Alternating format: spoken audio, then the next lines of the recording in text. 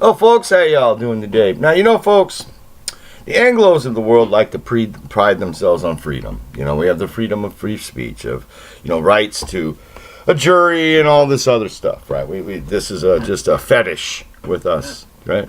It is, in a big way, until it's not. Until the courts of the UK are tossing people in prison in all of 4 hours under a gag order. Now, they relented on the gag order. This is Tommy Robinson they did this to. I don't agree with some of what he does and some of what he says, but he's a fighter, and he believes in what he's doing, He's definitely at it, And obviously, the system of the UK is terrified of the man, particularly the part where he's reporting on the Muslim rape gang phenomenon, which packs of men that run around high, drunk, raping women is just a feature of Islam.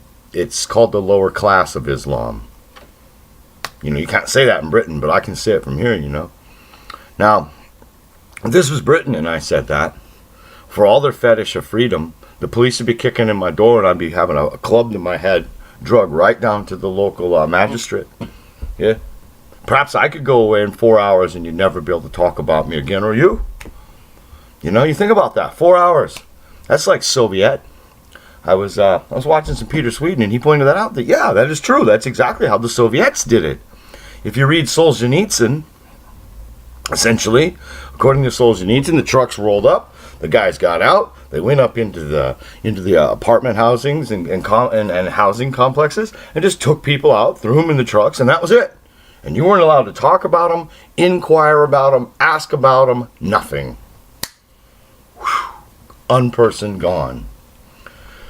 Now, people, you think what you like, but definitely this is not freedom, okay? Now, we're not quite here in the United States, but we are at the point where a man's being charged with aggravated hate for calling people monkeys. Okay? Right? Now, how many steps away is aggravated hate for calling people names? For having an argument where people were called names, aggravated hate, right? How far away is that before you're unpersoned in people for 13, 14 months? Who knows? Because in the UK, there's no guarantee that he won't be brought right back to court and charged again and again and again. There's no stop on this in the UK. You understand? Just like in the United States, how we get around that is we do that permanent detention for the terrorists. Well, how long before aggravated hate is a terrorist act? You say it can't happen, but people in the 1950s would say that this arrest in the UK couldn't happen. Or these draconian hate crime laws in Canada that keep you silent. And the rest of Australia and New Zealand have them too. Though you're not really supposed to talk about them. Now, this guy's main sin is he won't play along with the British establishment's hodgy-podgy, pussy-fucking view of Islam. That's it. He dares to mention that working-class, white, English girls primarily are raped by these people. And he actually has the cheek, the temerity, the out-of-lineness to make these rapists subject to some kind of public shame like they should be. That's his whole crime, really. That's his entire crime, is that he can read the Quran, read the Hadiths, look at the history of Islam, and draw reasonable conclusions and will say them out loud.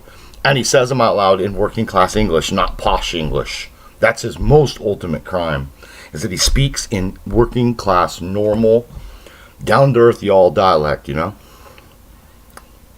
If he spoke poshy like Piers Morgan or like that Lord Pearson, it wouldn't be an issue so much.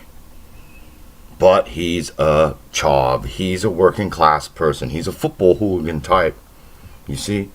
And they can't be allowed to speak at all. It's kind of like when you American whites, that are going to be the majority of the audience here, when you watch this, you're going to think, oh, well, how's this apply to us? Do you realize that when they call them hooligans and such, it's the same as them calling you yokels and rednecks and flyover and all these other names they have for you? Okay? How long before when you say something they don't like, when you say something that hurts the left's feelings, that they start unpersoning you here? Because we have similar law systems to the UK, really similar, right? Names and slight procedures are different, but the same basic powers that the courts have there, they have here. It's mother-child, I don't say, right? You can pride yourself on it can't happen, but it can. It can. You know, you say, oh, they can't just round us up, basically. Yes, they can. Yes, they can. And every roundup like this, I'd like to note, every roundup like this, whether it be in the Soviet Union, starts with one person. Kulaks started with one person and ended with one person. Okay? Now, of course, the UK will be more civilized about it, you know. They won't just blow his brains out in a cell like they would at the Lubyanka prison from the Soviets. No. They'll allow, you know, Rashid and Ahim to have at him for 4 or 5 days, and there'll be 250-pound monkeys who are, you know, combat trained specialists, that kind of thing. Yeah, oh no, yeah, that's no problem. Look, I know how this prison death thing works, you know, and you know, the fact is that the only thing that's going to save the man's life in the end is that this gag order has been removed because the courts caved in the UK. But still, you look at what they want, not at what they do, but what they want, you know. They want to take it all the way to Stalin, all the way to full power to arrest you and forbid anyone else from even acknowledging you're gone. Think about that. You think about that power they want, okay? They want essentially the same power that they went to war against people to prevent, you know? I mean, they like to say, oh, these dictatorships, these can't happen here. What? Well, what is it? What is it when a small elite dictate terms to the rest of the people and use legal tricks and bizarre interpretations of the law to whip them down? Is that not tyranny? Is that not a dictatorship? I mean, you know? I don't say, right? I mean, this is the most open example, but there are lots more. There are lots of men besides this guy, because this guy gets more play in the media, right? But there are hundreds of other people who have been jailed for saying un-PC or un-taboo things. You know, going from the old woman who's in jail for saying she doesn't believe the Holocaust story, all the way to, frankly, and they are goony skinhead types who post silly things online and go to prison for it. You know? It's a true thing, yeah? But here's the key thing. With all of these, you have a trial, okay? They're arrested. There's some kind of media play. It's not, they're brought in by the police, brought before magistrate, and unpersoned for 13 months. With supposedly, they originally wanted to keep you from even talking about it. That's the fundamental difference. Because remember, if they can do this to somebody who has so much wide popular support and is so well known, what it all is to stop them from doing it to Cliff the baker's son or something in, you know, East London or whatnot, or some rural redneck guy who makes the wrong comment they don't like, or, you know, you understand? I get that this isn't new, particularly in Canada, in Australia, New Zealand, in the UK, where, yeah, working class football hooligan types, you know, with what they call the far right, but which really just means the working class whites, usually men, have been imprisoned by the handfuls for everything from saying packy all the way to the most mild insults to other people, right? I mean, these coloreds simply cannot take a joke, you know? Right? In fact, some people have even been arrested for making jokes about other white people, because Polak jokes are going to end the world, you know? Or kraut jokes and stuff. I mean, oh man, really? I mean, seriously, you know? But the difference again here is that none of these were like swooped up in relative silence, brought before a judge quietly, quickly, with no real legal procedure, not even particularly, it seems, their own lawyer, and then ramrodded into just disappearing with a gag order wrapped around all of it. Okay? So once they can do this to known people, to popular people, to people that are, you know, big people, if you wish, all the little people, they have you locked tight, you know? And the only real way to keep them from getting this locked tightness is to not remain silent like they'd like to be like, you know, I dissent against your bullshit. Now, particularly in Britain, people need to fight out against Islam. I mean, I'll say, there's going to be a lot of problems left even if they got rid of Islam. But there's nothing to that crazy PC liberal soup that is modern Britain that Islam will add that is good, right? Okay? Islam is a destructive force, and anywhere you're bringing poor Islamics, you're bringing packs of men who will never have women. They in their home countries, what they are is they're the bottom men who live with, without wives because of the polygamy at the top. There's only so many wives, and this bottom caste of men are always street thugs, murderers, rapists, drug addicts, and they are effectively a humongous street gang of street gangs. Places like Pakistani slums have 10-20% of the men are like this.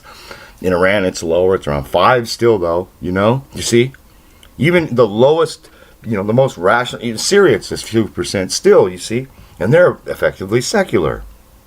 In Egypt, there's huge swaths of the men who just smoke hash and speed and heroin and yeah, they're dangerous. Why would you want to import this? And now, and imagine you're being unpersoned. The person who's talking out about the rape, which is the main effect on our society these people have, but they're also going to cause crime. They're also going to use dope. They're also, you know what I'm saying? Okay? They're barbarians. They engage in regular old street crime too. Burglary, purse snatching, carjacking, car theft, and so forth. You know what I mean? Okay? Robberies, bank robberies. All right? The person talking out about the rape, which is the thing that, should rile up the men of England, for God's sakes, because it's English girls being raped by these people in 90% of all cases plus. You know what I mean? Right? Thousands and thousands and thousands of them that the government just wants nobody to be able to really talk about because they want to label talking about it as hate. Right? Well, of course there's hate. These packs of savages who are all doped up on God knows what. It can be anything from amphetamines to zebra shit because they literally use every drug known to man in the Middle East in their home countries. Every drug known to man. Right? They are raving libertines, right? Just with a veneer of Islam over the top, right? So these guys are running around, raping girls. I'd say it was the rapist that had the hate. I would say it was the pack rapist projecting hate on their victims. Yeah, right. But that's because I'm a normal person with a moral conscience and not part of the British establishment trying to hold these chavs down so they can be the victim of gang rape, right? Literally. Now, I don't know, if you want to be free of that, you have to speak out. You have to be willing to be jailed like this. It's a sad fact, but we all knew it was coming. I just didn't expect it to be this egregious. Just egregious. Just arrest a guy on a weird trumped up charge, then revoke other time in 4 hours. Stalin would be proud. Good day.